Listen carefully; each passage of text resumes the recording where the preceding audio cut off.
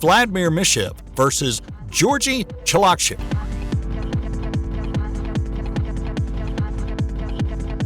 In the match between Chalakchev and Mishev, Mishev got more of a beating than he was prepared for. Chalakchev caught Mishev on the temple, and it must have had him seeing stars. Repercussions from the hit bring wobbly legs and doing what looks like a drunken version of the funky chicken dance before falling into a heap on the mat.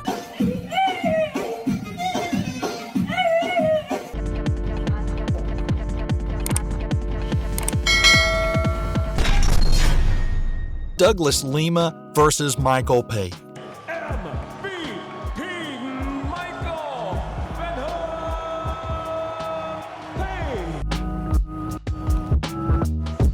But during his fight with Douglas Lima, he was dancing around and taunting Lima and throwing his half-assed punches towards his opponent. Well, in the end, Lima shut him up with 2 deadly punches right to the face.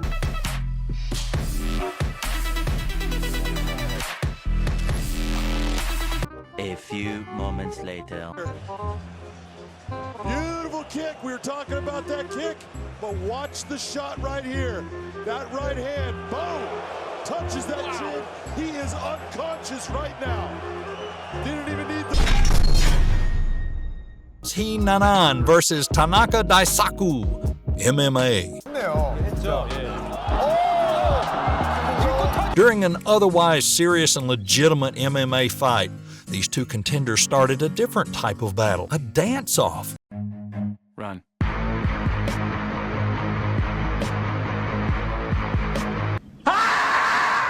In a call and response style that went back and forth more than once, the 2 gyrated to some unknown rhythm, potentially trying to settle the score of who's the better dancer in addition to the better fighter.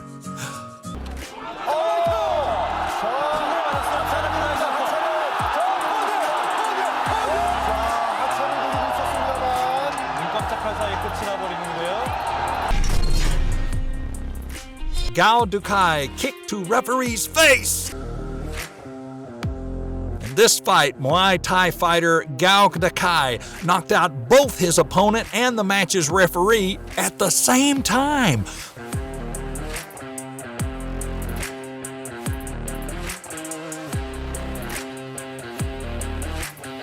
The referee had stepped into the line of fire to stop the fight, but got kicked in the face instead. This just goes to show that watching a sport for a professional living isn't any safer than the sport itself. The referee got kicked. The referee got down as well. Wow. No.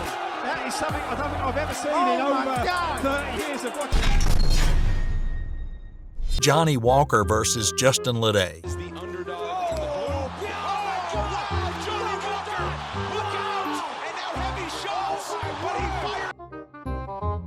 During his match against Lede, Walker sprang into action, rocking his opponent with a cracking hook kick to the head, followed by an impromptu spinning back fist that sent Lede crashing to the canvas. This classic knockout triggered a prolonged victory dance. A series of acrobatic and dance moves ensued, including ricocheting off the ropes and pulling out an old-school dance move. Look at there! It's the worm.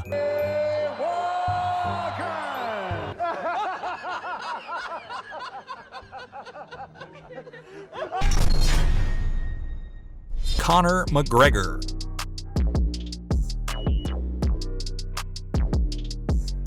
In an open workout ahead of his bout against Floyd Mayweather Jr., McGregor showcases his never-before-seen approach to boxing training.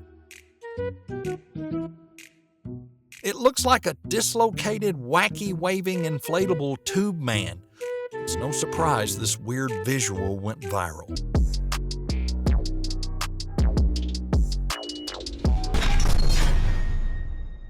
Michael Pereira versus Danny Roberts. Superman punch after some fancy footwork.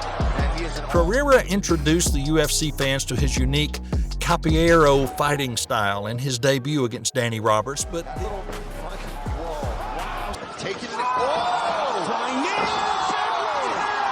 Roberts but these absurd acrobatics, these insane grid jumps that interest fans the most.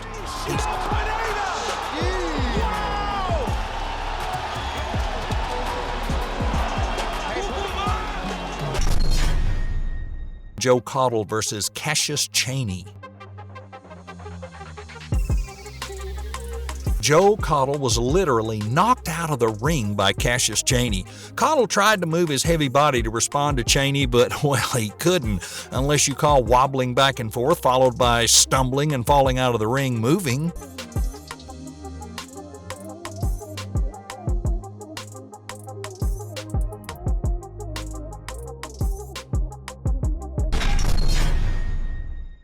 Johnny Walker versus Ryan Spann. Playing it outside. Wow, the head kick got through, and then the left cross from Walker. No Roundtree. Johnny Walker stops Ryan Spann with a devastating elbow, and right after that, he gives an incomprehensible celebration. Walker stepped out in the middle of the ring and slowly sat down, closed his eyes, and started meditating.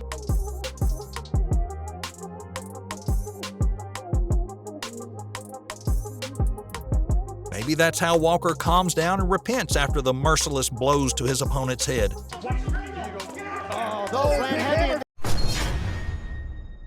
Brietta Carpenter versus Serena De Jesus. During the match between Carpenter and De Jesus, the referee raised the wrong winner's hand. The loser, De Jesus, was tending to her pain, the result of a swollen mouth. Carpenter looks very comfortable. Oh, fight's over. That's it. But while she's otherwise engaged, the referee suddenly throws her hand in the air, signaling her apparent victory. That left De Jesus both painful, bewildered, and embarrassed.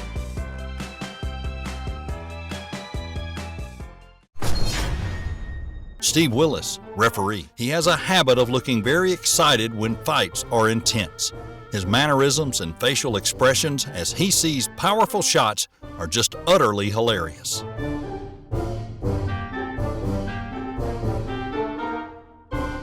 The action in the squared circle was fast and furious. However, Willis's antics were what everyone was talking about on social media. He added so much to the fight purely because of the faces he was making when reacting to what was going on in the ring. From a gaping mouth, wide eyes, or a surprised look, or an oh wow. Career of Kid Chocolate, Peter Quillen, that he's hit the canvas. Tyson Fury and his self-punch? Fury, at the ripe age of 20, had a hook punch right in the face. Unloaded these as he unloads.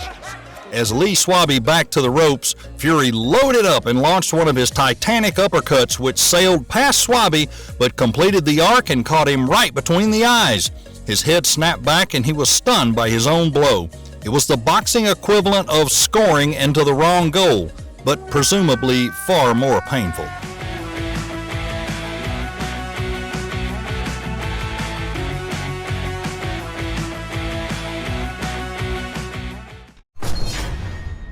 Lavon Shania versus Spash Janov. Shania appeared to take out his anger on his unfortunate coach. This pair were standing in the corner, and for no apparent reason, Shania was seen throwing a punch with his right hand, hitting the trainer on the shoulder.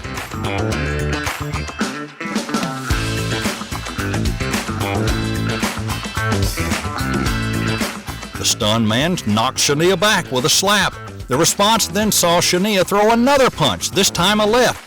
The situation saw the coach desperately hanging onto the rope to prevent himself from falling off. What? Jaron Ennis and Armando Alvarez. Ennis, a guy to watch, and he's fighting a very confident. Pro experience right over the top, sorry. And pro experience Ennis. Undefeated welterweight Jaron Boots Ennis scores a crushing third-round KO over Armando Alvarez at the Winnevegas Casino after Alvarez's 4 times. However, Ennis's dodging speed in the second round is what makes fans the most excited.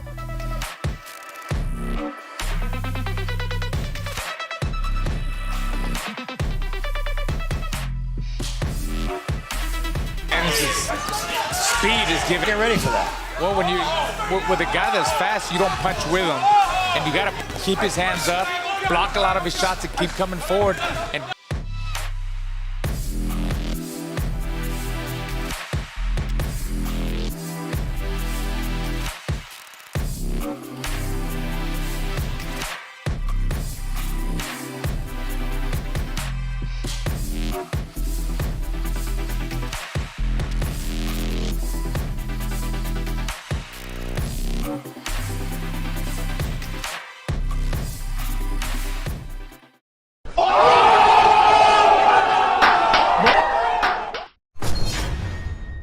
Next, it's Mirthel Groenhart versus Harut Grigorian. For the world title against either Nicky Holskin or hit on angles. This is why he's using that footwork on the outside. Marc, a minus 215 favorite in this fight against Grigorian. This fight was supposed to happen 41 in Holland, but he was criticized for that withdrawal by Groenhart, who said, listen, if he could... Mirthel Groenhart was the co-main event bout in Paris against Harut Grigorian. However, this victory was not seen as glorious. When Grigorian inexplicably turned his back to Groenhart in the middle of the round, Mirthel unleashed a savage knockout, finishing the opponent right there on the spot. Seconds after the finish, fans jumped into the ring and attacked Groenhart. Fans landed multiple punches on the Glory fighter, who said he might have had his jaw broken in the wild melee.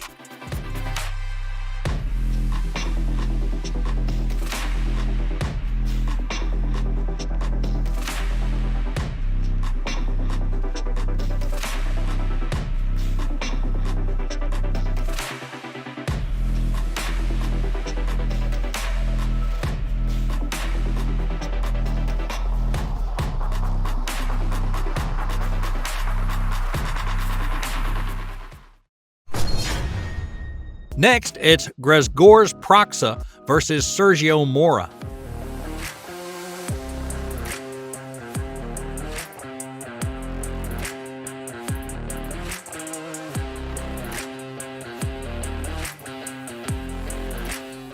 In the 10th and final round, Proksa came out with the intent to inflict punishment, landing a number of hard blows on Mora.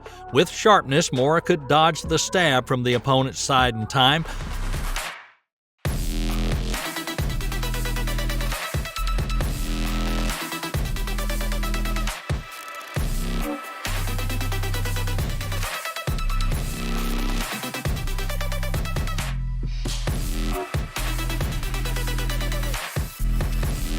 Proksa obviously frustrated how things had played out when he failed to assassinate his opponent, but instead sent himself to the floor.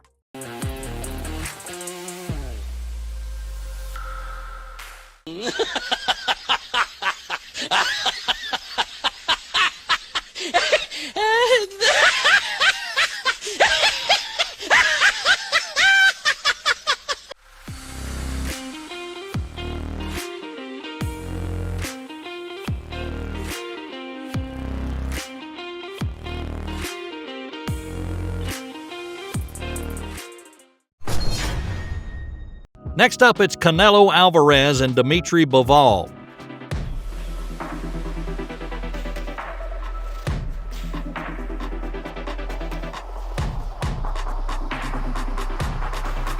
The Mexican relentlessly walked forward in an attempt to close the distance with the Russian rival, but he was continually picked off by Bivol, who never once wavered from his game plan. A lot of power behind him. They're still having effect. Up on punches as well. Just right. BJ Saunders and then... Look at him go! Oh my word, Bivol! It was clear Canelo was becoming frustrated with constantly getting caught by the same punch, and at one stage lifted Bivol up and above his shoulder WWE style. Definitely frustrated. He's been frustrated. Let's go, let's go, let's go! Nani? Ultimately, it was Bivol's discipline that won the fight, as he refused to box the way Canelo wanted him to. Canelo Alvarez with a... Overhand rights being landed by Canelo. Oh, look, hey, this could be tied. Maybe Bivol got around. There's some... Now we're edge on Bivol. Let's see what Chris Mannix thinks. He's having more success landing punches. Next, it's Floyd Mayweather and Victor Ortiz.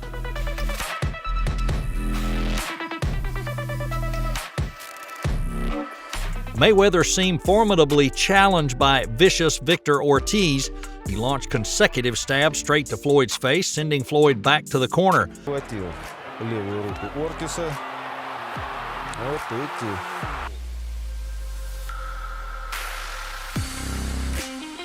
He could handle Mayweather's speed and punching prowess.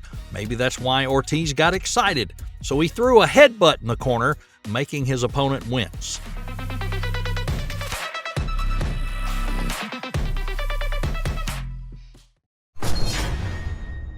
Next, it's Josh Kelly and Tom Whitfield.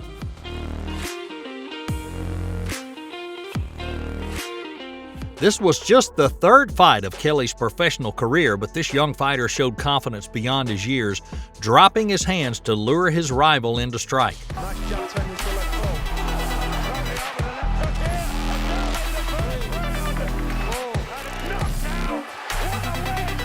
And he did it in style, piling a further 6 left hooks through the stricken fighter's guard to earn a stunning knockout that made the crowd go wild.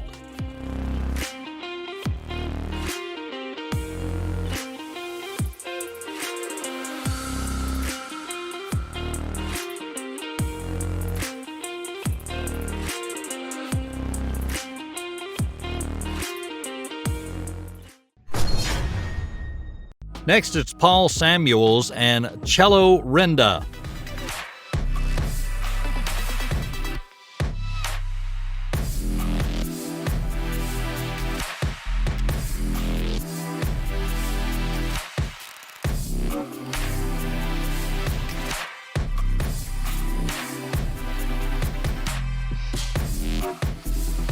A double knockdown is what happened with middleweights Renda and Samuels when they threw leather in late 2009. At the beginning of the second round, both were going hell for leather, swinging punches from the fences when they both simultaneously connected flush with left hooks, hitting the canvas in unison. Jabs there from Renda. He's got him, didn't he, with a left hook and then a right cross as well. Oh, and another one in there. First of all, Samuels got through, and then Renda caught him with Enzo Calzaghe. Stable. And who's got the best defense, because they're both good on the attack, both very powerful. Both managed to beat the count and resumed their warfare before the bell brought a halt to the second round. But who goes down? Tremendous right hand, and Renda was damaged by these. He's some heavy punches. Before in a cruiserweight title fight of the two, but this doesn't happen very often.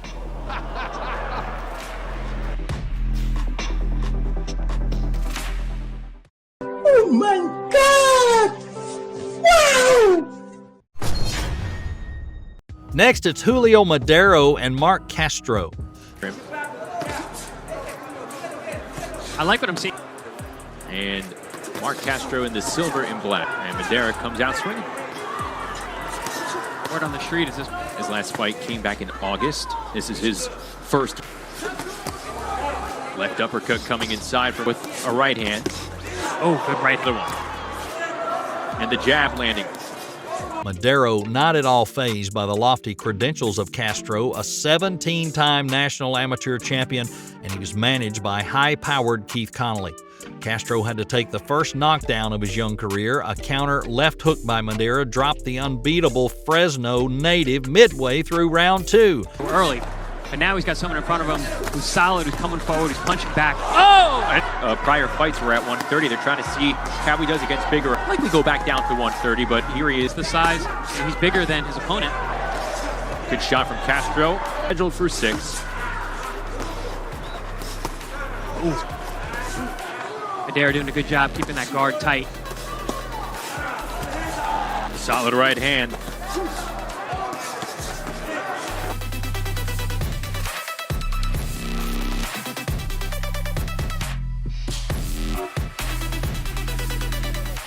Fortunately, Castro beat the count and stood toe-to-toe with Madera for the rest of the round, matching the tempo of the furiously paced opening round. Adversity for the first time as a pro for Marc Castro. A left hook eaten up by Castro. And Madera is landing clean shots here in round 2. Distance from him.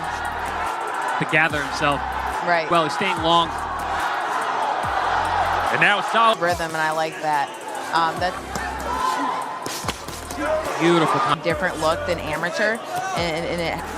And Castro responds. He's still undefeated, Marc Castro. Next is Billy Joe Saunders and David Lemieux.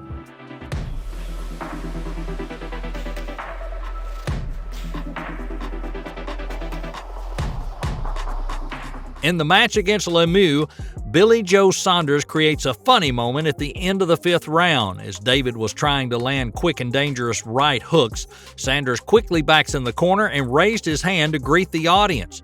He also didn't forget to tease the opponent right after. And arguably, of all those talented fights, changes direction all the time, just when the move starts to get a little bit closer.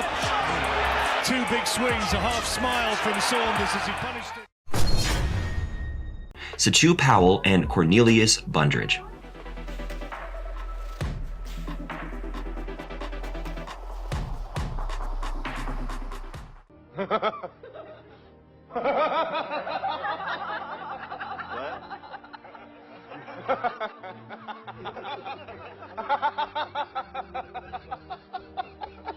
Two punches, 3 knockdowns. Sachu Powell was 15-0, going into his bout with undefeated prospect Cornelius Bundridge.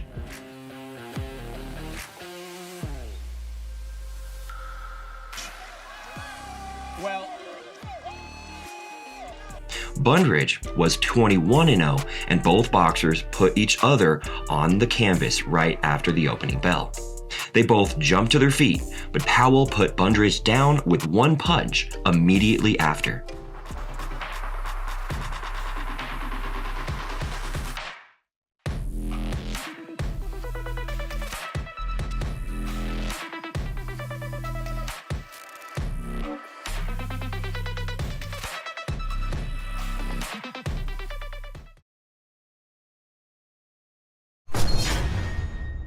Floyd Mayweather vs. Victor Ortiz.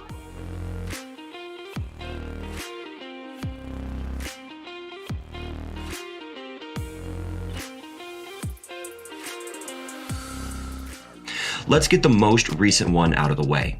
We all know what happened. Mayweather toyed with Ortiz for 3 rounds. Ortiz got frustrated in round 4 and headbutted Mayweather, WWF style.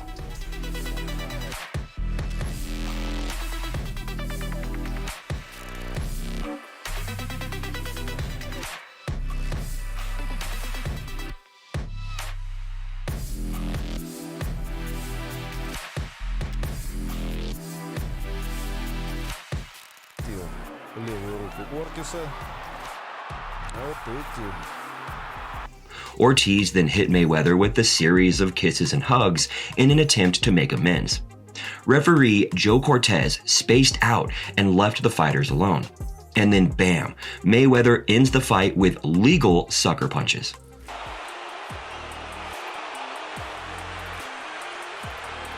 Ortiz was apologizing. This isn't going to away. Ortiz talking to Mayweather. And watch that. And watch that. And watch that. And Victor. Well, no matter how you slice it, it's... Damn! Paul Williams vs. Kermit Citron.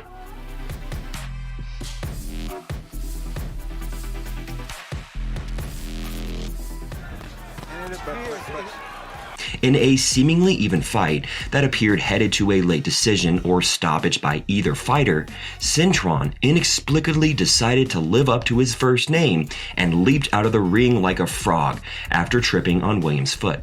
3-1 those rounds, 2-1 Williams. Now they're trading shots. What happened? Fight goes on, he starts getting right there. He's getting very, and that's what a lot of people talk about him being tall, but it appeared that he may have hit his head and back on a table next to the ring. Citron wanted to fight, and it was decided by the doctor that he couldn't continue. Again, a disappointing night of boxing for both Citron. Then he gets warmed up, and then he picks up the pace. Was how long Citron would bar. Citron is limited. Crowd's getting a little restless now. The result is a bizarre technical decision win for Williams, and Citron injured his neck on his spill outside the ring.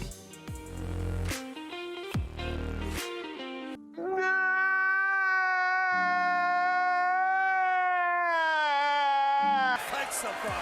29-28, 2 rounds to 1. I can see right now, it looks like Williams is made up. Nigel Benn versus Ian Chandler. My money, the most exciting prospect in British boxing at the moment. Nigel Benn in the golden. Once again, Nigel Benn comes out and makes a quick statement with one of the most vicious and fastest knockouts of his career. Prospect in British boxing at the moment. Nigel Benn. Prospect in British boxing at the moment. Nigel Benn in the golden. Prospect in British boxing at the moment. Nigel Benn in the golden trunks. And that is one.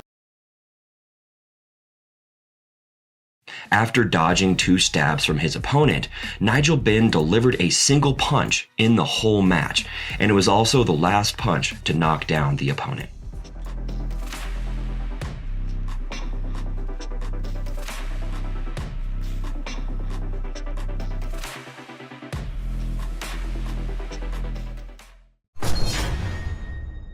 Riddickbow versus Andrew Golota.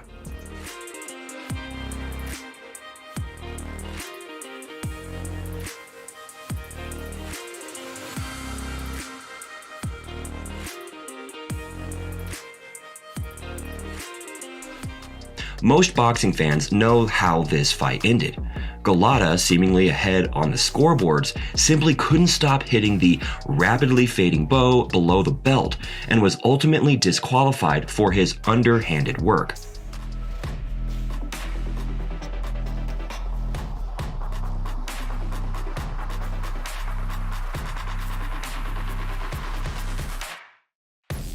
But that's only where the strangeness began.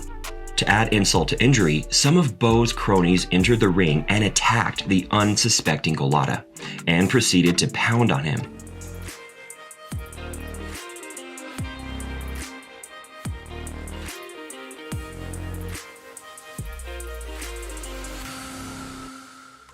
From that point on, the madness ensued throughout the arena as fans of both fighters began brawling with surprisingly little security around at the world's most famous arena.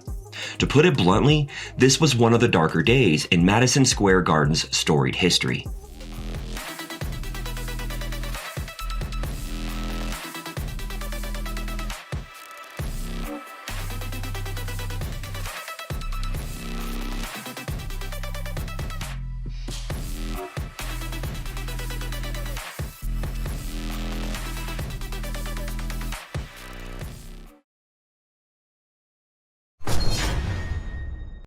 Jimmy Thunder vs. Crawford Grimsley.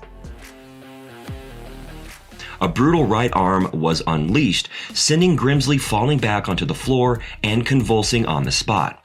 It only took 13 seconds and 1 punch to put Grimsley to sleep.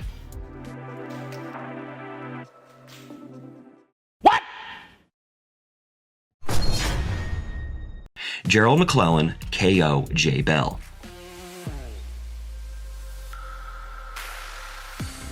With an 85% knockout percentage over 31 victories, Gerald McClellan was widely considered to be one of the hardest punchers in boxing.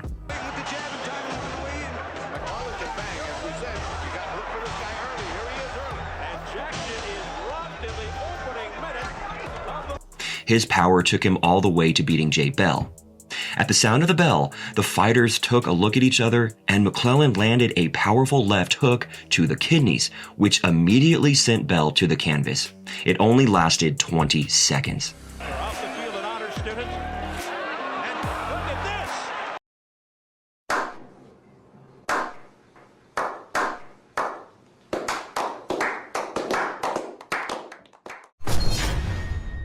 this. Sugar Ray Leonard vs. Roberto Duran II. Right to the midriff. Duran. Lennon trying to work the left. A good left by Leonard. The fact that Leonard befuddled and outboxed the frustrated Duran was not weird at all. Leonard was an all-time great.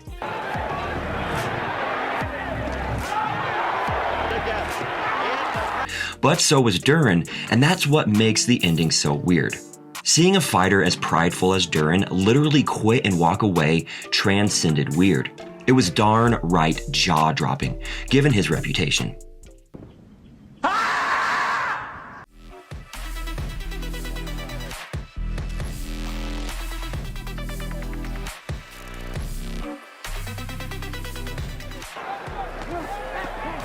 the ropes.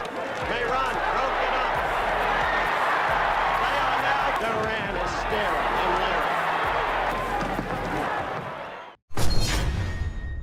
leering. Jeremy Williams versus Arthur Weathers.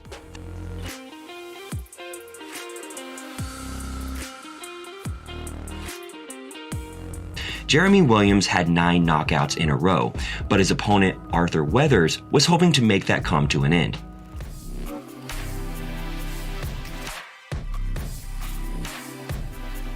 Unfortunately for Weathers, he got dropped just seconds into the bout. The referee called it off just seconds later, giving Williams the 10-second KO.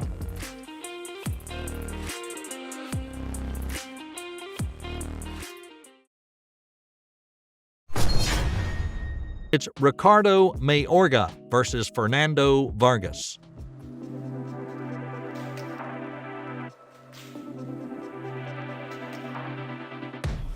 Vargas and Mayorga aren't supposed to fight each other in the ring until September 8th, but they gave the media a preview.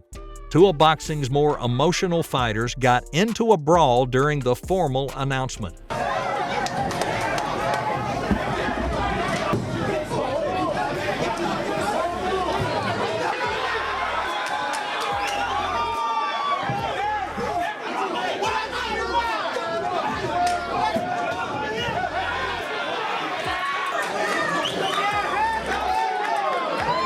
Then the two had an explosive match on official match day. The former world champions exchanged punches in the middle of the ring through most of the bout, with Vargas growing stronger in the later rounds.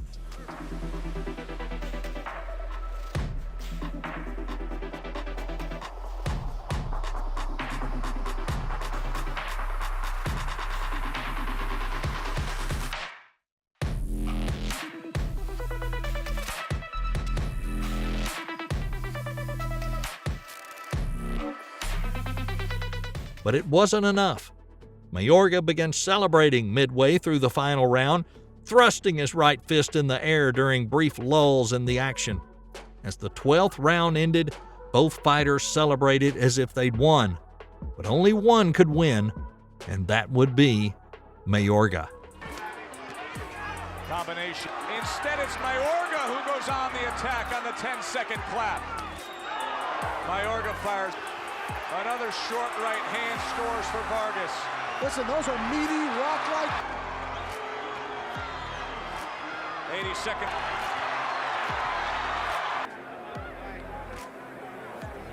Then the 11th round. Hopkins versus Pascal 2.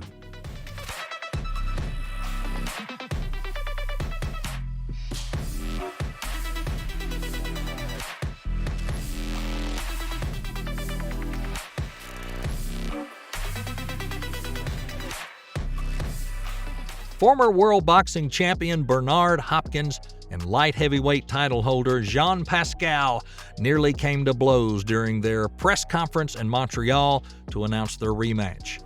Are you willing to take the test? Are you take the test for the rest of the world? For the fans! For the fans! For the fans!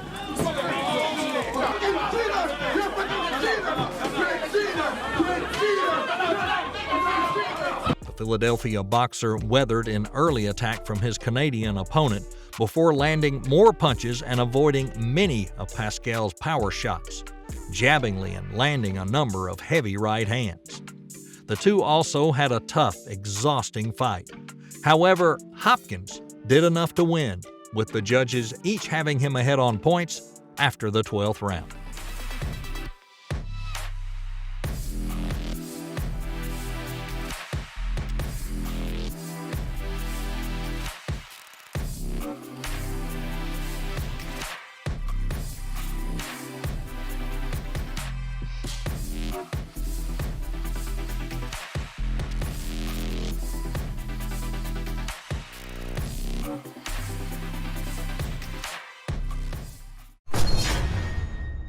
Derek Chisora versus Dylan White. You know, it's very even. There's still a few rounds. Said Derek Chisora. Even then, Chisora again. And White answers. bad blood was already evident in a 20-minute media session at the Manchester Hotel as both trade fighters insults and swore repeatedly. Chisora loses his temper and threw the tabletop off the ground, sparking scuffles involving various people, including security staff.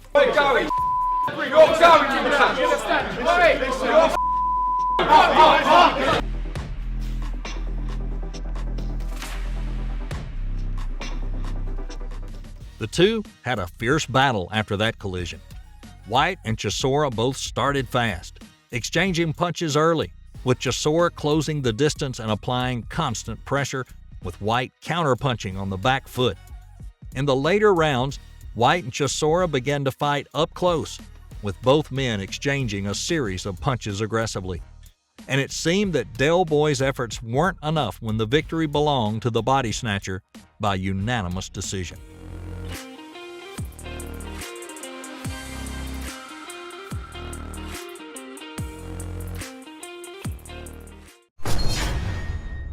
Riddick Bowe and Larry Donald.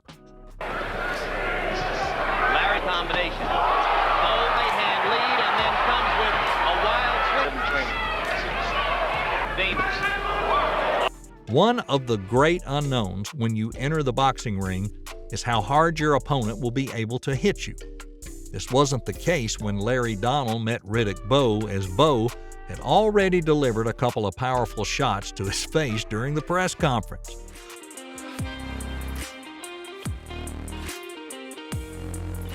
Bowe was the aggressor for the entire fight, while Donald used a defensive strategy and spent most of the fight retreating from Bowe while throwing punches in short flurries before quickly moving away. Bowe dominated the punch stats. He landed 219 punches during the course of the fight, while Donald landed only 103. The official scorecards were also clearly in Bowe's favor.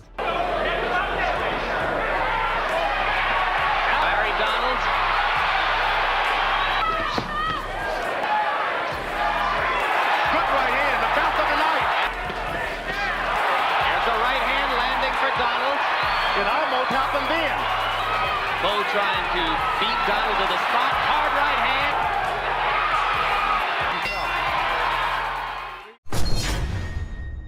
hand. Derek Chisora versus Vitaly Klitschko.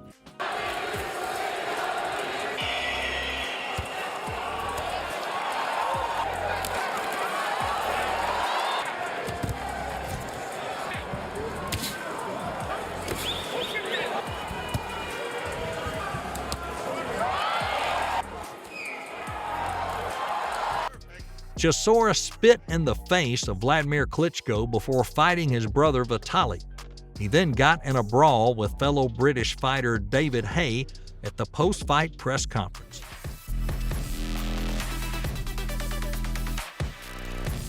They seem to have had an explosive fight after the terrible scuffle.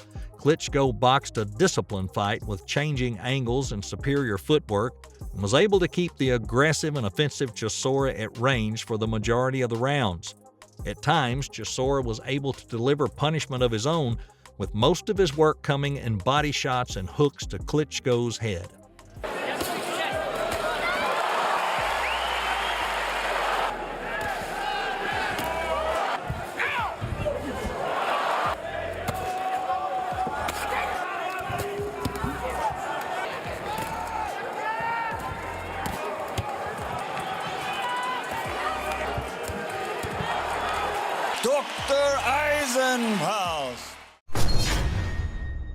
Oleksandr Usyk versus Anthony Joshua.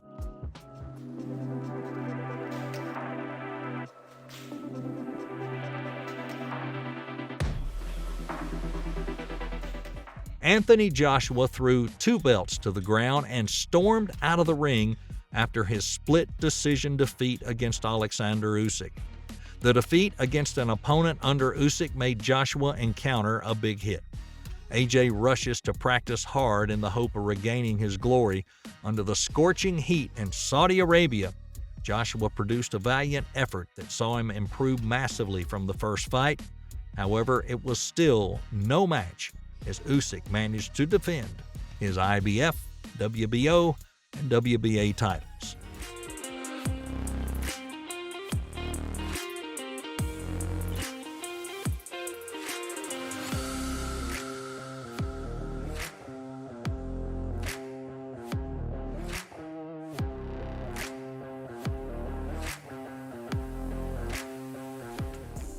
In the fight's aftermath, a vivid, emotional Joshua picked up 2 of Usyk's belts and held them aloft before throwing them onto the ground in frustration. As he walked past Usyk after the incident, the Ukrainian looked puzzled as he stares at Joshua.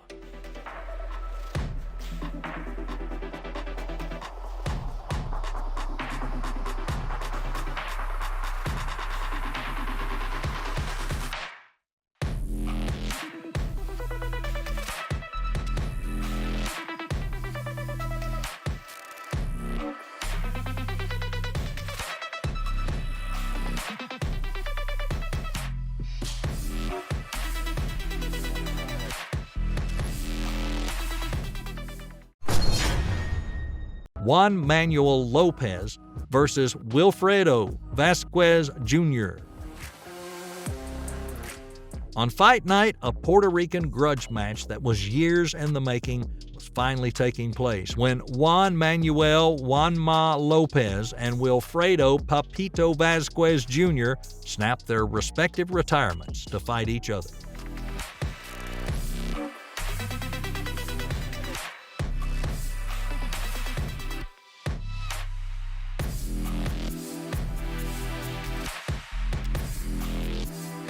In what was a close fight in the ring and on the official scorecards, Juanma exploded in the 11th by dropping and then stopped Vasquez Jr. for a satisfying win.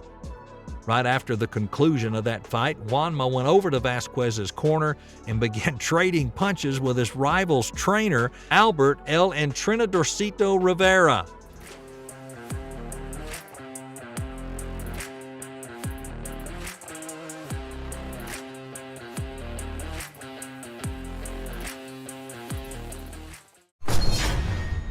Floyd Mayweather Jr. versus Ricky Hatton.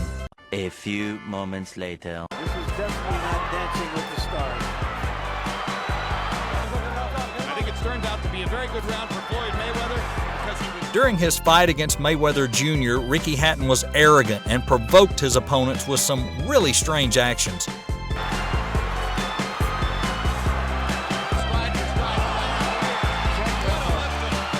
Hatton turned his rear end to Mayweather and gyrated, one step short of a good mooning. Well, karma came back around, though, as he was defeated and sported a supremely discolored face on a heel of his defeat.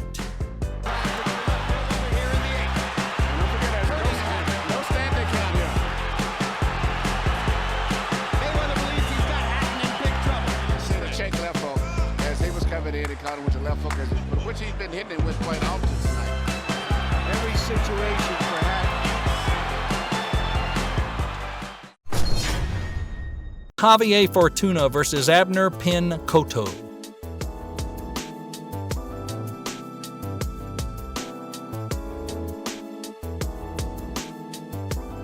People love talking about players' fake injuries. Take a look at this fighter fake, taking a tough hit. The acting was not top-notch, but the point was taken. Maybe this acting should get an Oscar. At the bare minimum, it cost Cotto a point in the match. Cotto still ended up going for real despite his ridiculous antics.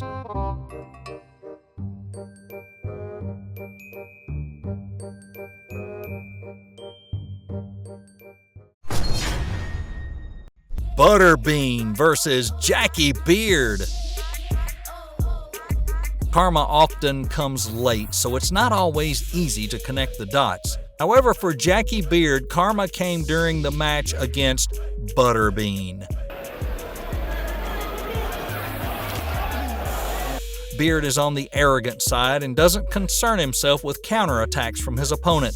He jumps around and dances to unsettle his opponent, but in this instance, his reward? A devastating knockout after his cocky display. Bean, in fact, told us that he really wanted to go 3 or 4 rounds with Njieyo and still managed to get put in too much to hit onto or to deflect it.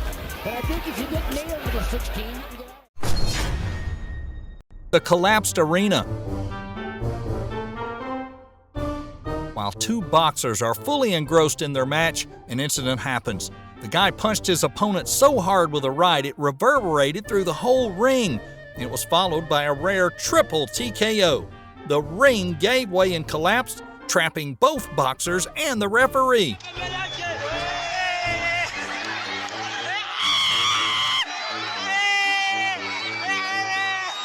Oh my God! Adrian Bronner versus Marcos Madera. A few minutes later. Before the fight against Madera, Bronner overflows with confidence and at press conferences with defiant statements and his swagger face. A couple of left hooks to the body by Madera, a couple of right uppercuts, the last one just grazing the chin. And it's all Marcos. Bronner opened the fight in an extremely confident fashion as he taunted Madera and acted impolitely. Bronner's crude gestures just fired up Madera, who went on to punish his opponent. In the second round, the Argentinian sent Bronner into the ropes before flooring him. Rounds, and there's the right hand lead by Madera that sticks on the right hand.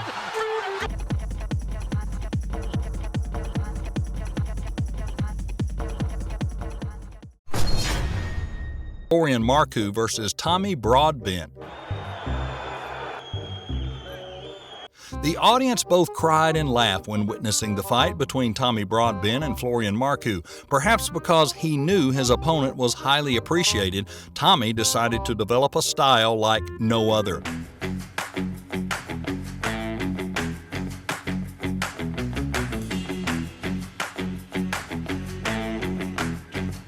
"12 seconds later.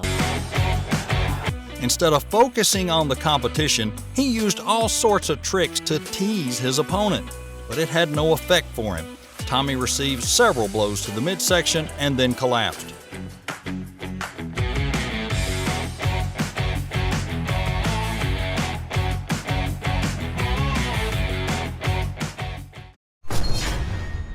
Joe Murray and Rashid Kassim. To defeat Joe Murray, Kassim probably used a lot of his confidence to provoke and make jokes at the opponent. A few moments later. A nice straight right-hand counter from Murray, and now it's Kassim who's in trouble. He threw up his extreme swagger face and did weird things.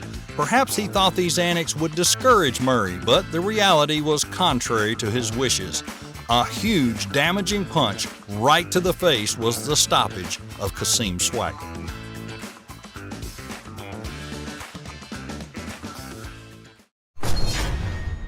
It's Felix Trinidad versus Ricardo Mayorga.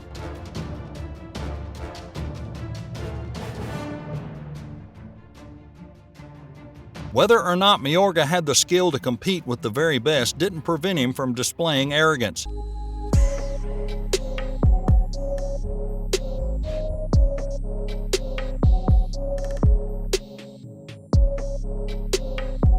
He punched himself in the face to provoke, and it looked like Trinidad dared to punch him.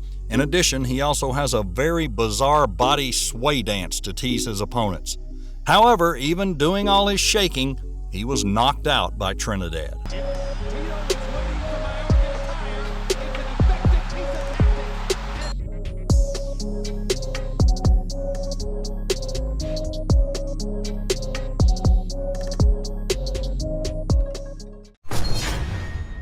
Mike Plania versus Julio Buitrago. In the match against Plania, Buitrago was overconfident and acted provocatively.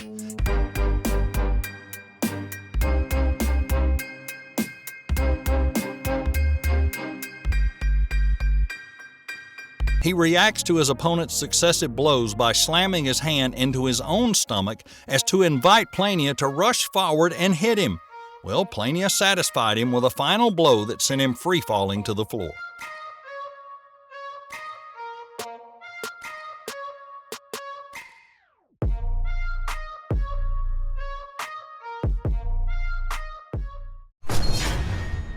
Diego De La Hoya versus Rocco Santamaro. In the match against Santa Mauro, De La Hoya satisfied the audience with punches smashing Mauro's arrogance. During the press conference, Mauro used his overconfidence to try and overwhelm Hoya. Look at Diego De La Hoya.